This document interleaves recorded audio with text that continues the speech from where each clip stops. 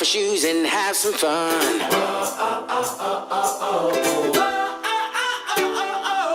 Hi, I'm Gary Thompson, CEO of Uplifting Australia.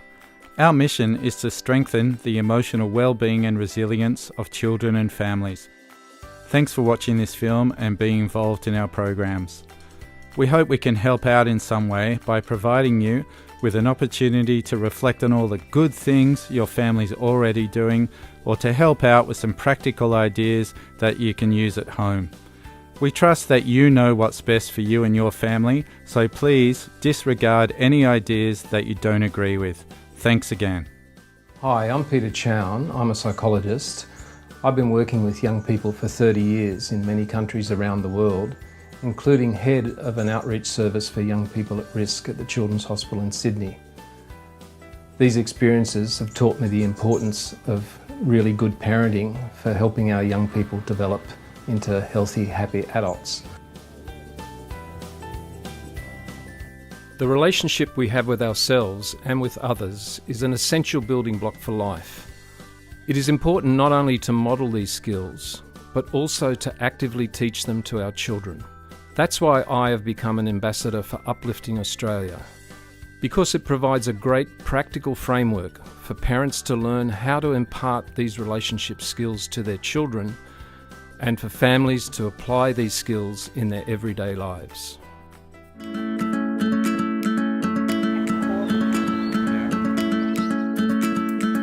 Spend quality time with your children. My greatest memory as a child was going up to the Oval and playing soccer squash with my dad, or when we'd go fishing together. And I remember when I was about 5 years old, my mum coached our local soccer team, which I really loved. And the reason I loved those moments so much is it made me feel closer to my family. And the research suggests that the closer we feel to our children, and our children feel a greater sense of belonging in the family, the more secure they feel, which is fantastic for their confidence when they're outside of the family. Well, I find that when I spend one-on-one time with my son, that's when I really get the most out of him. And so I'll go into his room and hang out and, wrestle or play or whatever he wants to do. And then it's after a little while of doing that and enjoying that, that's when he tells me, what's going on, what he's feeling about stuff. And, once he starts talking, that's when it all really comes straight out of him then, and you really find out exactly what's going on in his world. And I love it. It's the best time we have together. I'd like to acknowledge all the single parents, because I understand how time poor and what a demanding role it is to look after children by yourself. So it's just a matter of making those everyday moments as special as you can.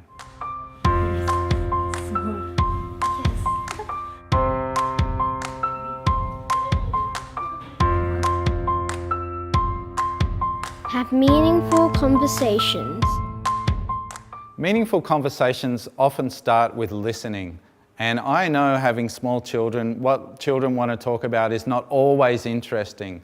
But if we can take the time to listen to them and ask reflective questions and find out why they like things, how they feel about things, in a way that's not too judgmental, so we practice just listening, what you'll find is your children will love sharing their life with you.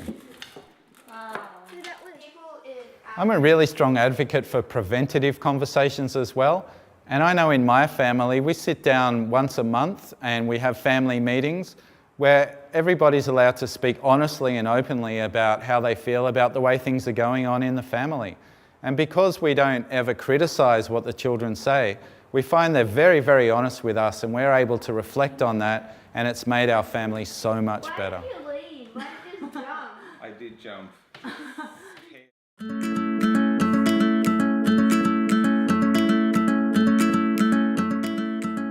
Acknowledge and encourage your children's qualities.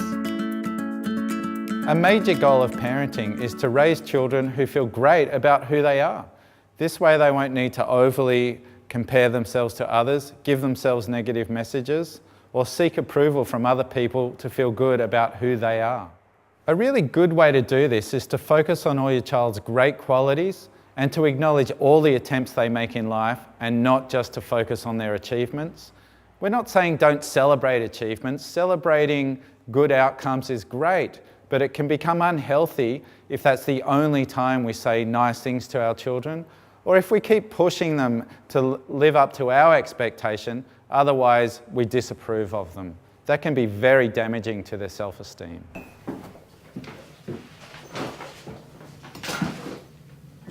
Hey Shelley, how was school? Well, we got our report. Oh great, let's see how well you did. Shelley, these are all grade marks, all A's and B's. You must have been heaps of kids. With marks like this, you are going to keep me very happy. And remember Shelley, there's nothing more important than great results. Well done. Cool, thanks, Dad. This approach is okay. However, what if our child doesn't do well at something? How will they feel then? And therefore, it's not so sustainable because we could be setting our children up to need this level of external approval to feel good about themselves.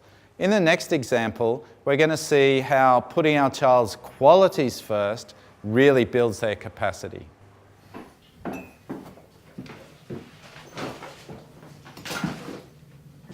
Hey Shelley, how was school? Well, we got our report. Oh great. Now before I look at this, I just want to say that no matter what your marks are, we are really impressed with you as a person. The way you've approached things this year and all the effort you've put into school has been really great. Okay? Let's have a look. Shelley, this is really great. And most importantly, I know how hard you worked for it. You've shown a lot of commitment at school and you've been super responsible. And they are qualities that they're really going to help you in life. And I really admire you for that. How does it feel? I'm really proud of myself. And to celebrate, I think we should have a special dinner this Friday. You choose what we have. Thanks, Dad. If you start giving clear, consistent messages to your children about the qualities that they have and showing that you value the person more than the outcomes they achieve, then you will start to build your child from the inside out, which means they will truly feel good about who they are.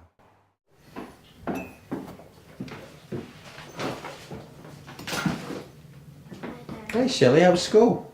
Well, we got our reports and I got lots of C's. I just feel dumb.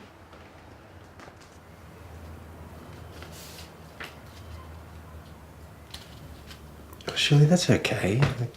I know how hard you try. And look, sure, these may not be the top marks in the class, but they are not who you are. You are still a really great person. And that doesn't change. There are lots of things to admire about you. Like how kind you are with your friends and how cooperative and honest you are with Mum and Dad. And those things make a big difference. And trust me, you are very smart. Look, how about we try and find some ways to help you get some support with your learning, if you like. What do you think? Thanks, Dad. That would be good. Okay.